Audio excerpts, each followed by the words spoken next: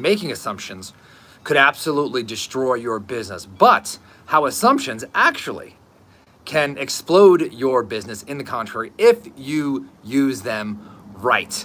And if you don't know me, my name is Todd Toback, and I have wholesaled approximately, or done approximately over 1,400 wholesale deals. And I have a business that runs pretty much without me on the day-to-day. And I can tell you, I've done everything from meeting with a seller face-to-face to writing a contract on a napkin to doing huge direct mail campaigns, to hiring team members, to hiring someone who's going to oversee the business, you name it, along with training dozens of acquisition specialists and literally thousands of the country's best investors. And so if you're listening to this and you want a successful wholesale business that throws you off cash month after month after month, without your personal day-to-day involvement, you are in the right place. And I've also got a special gift for you. If you have not been to our website, head on over to nextlevelwholesaling.com.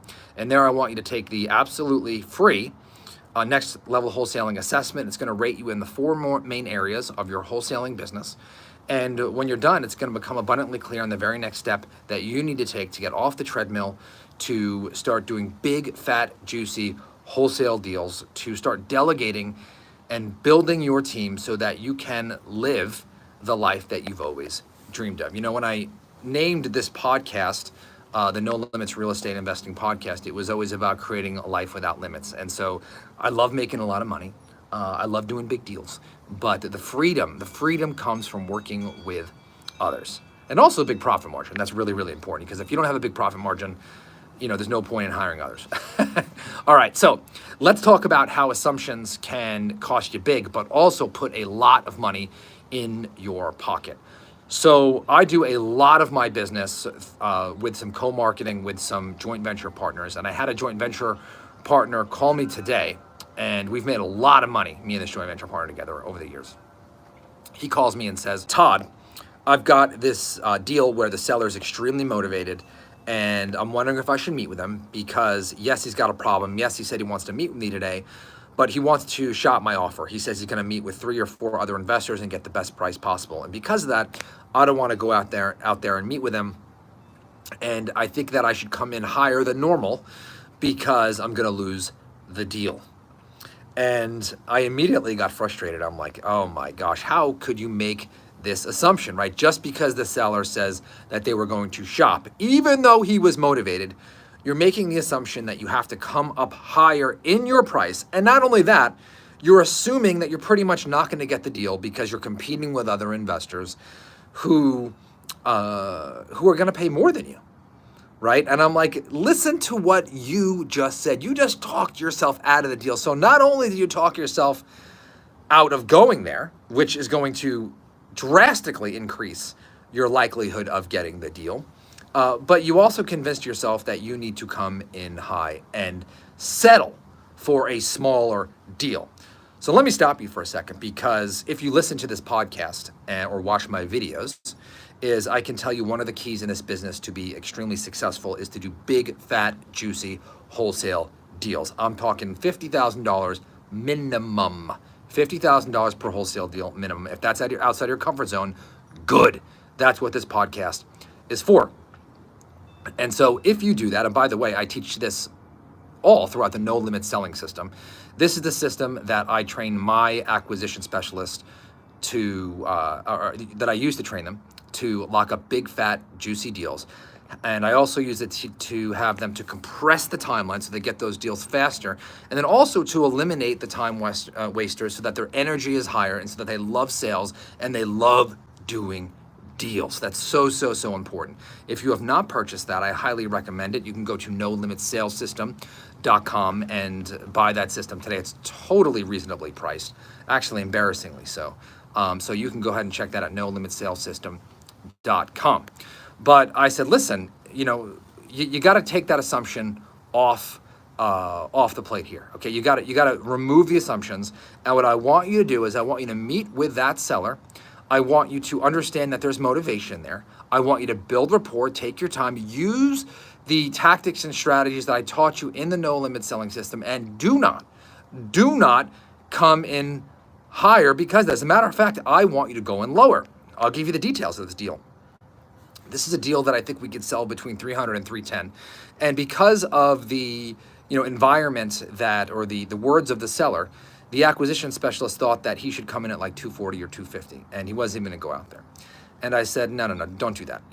The seller wouldn't even give a number. And by the way, this is really, really common. When a seller does not give a number, I find that many new investors, they get intimidated by that. They think that, oh, this guy's sophisticated or this girl's sophisticated, and so I need to come up higher because they know whoever mentions a number first loses, okay? Now, one of the techniques I teach in the no limit selling system is that if you ask 3 to 5 different ways about what price they want, and they still won't give you a price, is that your 6th way that you ask is you going in very, very, very low, very low. And that will elicit some kind of emotional response from the seller, like, oh my gosh, that's way too low. And then you can actually get the number. But in this case, I said, listen, go in at 180, 185, even though we think that we could sell this property for 300,000, and see what he says. And he's like, oh, I don't know, I'm nervous about that. And I'm like, do it. I'm like, you can't kill a motivated seller. You just go out there, don't make assumptions, right? If you come in higher, you actually may kill the deal.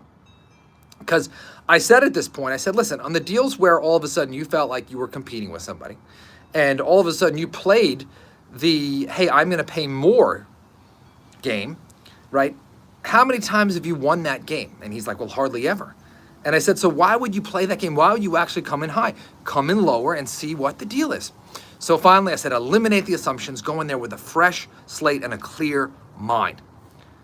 Long story short, joint venture partner meets with the guy. This was today, and locks up the property. Are you ready for this? For $185,000. The number that my joint venture partner was convinced the guy wouldn't take. Now, I don't know what we're going to sell this property for, or the profit. I'm hoping for about $115,000 profit. Now, I don't know about you, but that's a nice hit for the bank account. Hopefully it is the same for you. Now imagine if that didn't happen.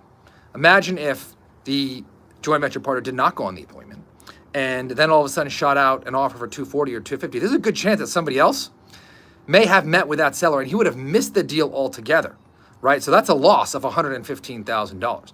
But let's say he did get the deal.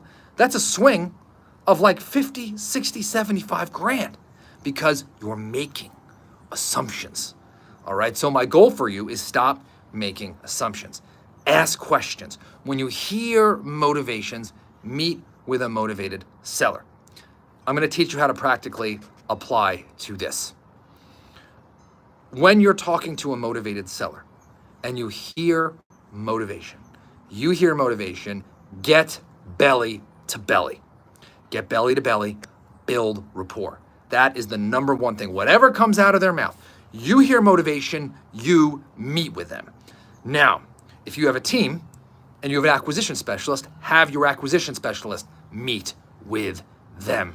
This is so critical. You have to understand that sellers are sometimes scared and they're guarded and they're going to lie. And so they're going to say things that they think they're supposed to say, even though they've got a big problem that you need to solve. So that's the first thing. Get out there and meet. Number 2, you got to ask questions. Do not talk too much. Don't make an offer too soon.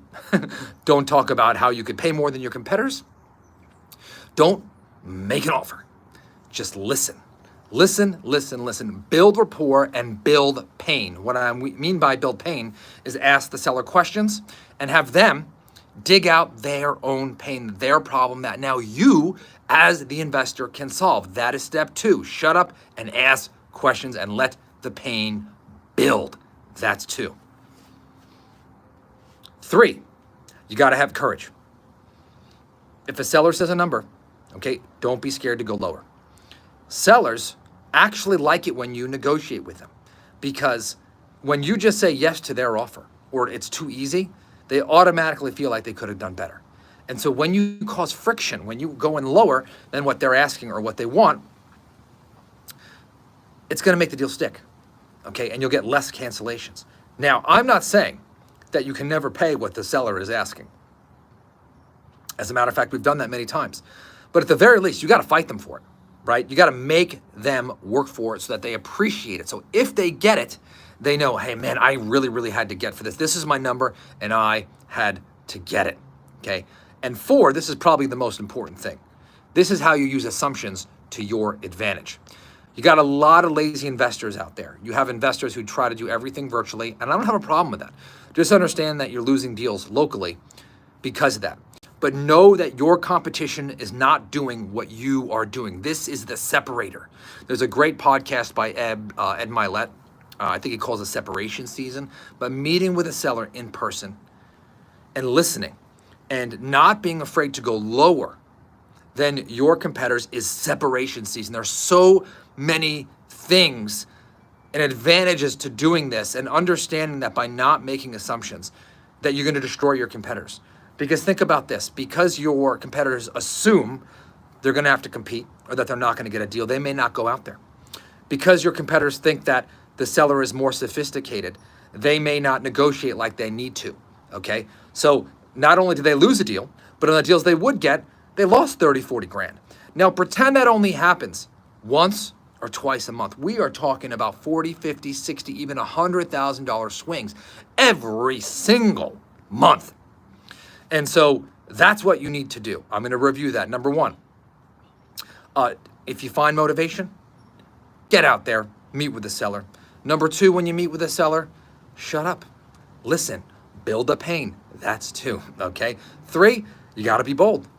Get out there and don't be scared to negotiate for the deal that you deserve. $50,000 minimum. You're solving a big problem. You should be paid big money for solving this, okay? And number 4, understand that your competition sucks. They're lazy. They don't want to drive out there. They are scared to, quote unquote, lose the deal. They don't have the courage. And so if you know this, you can actually use this advantage, right? Use the assumptions of your competitors to do big, fat, juicy deals, okay? This pairs perfectly with the no-limit selling system. The price is embarrassingly low. Check that out, nolimitsellingsystem.com. Also check out nextlevelwholesaling.com. Can't wait to hear about your results. You can always hit me up on Instagram at Todd Toback, and I will talk to you on the next episode. Bye.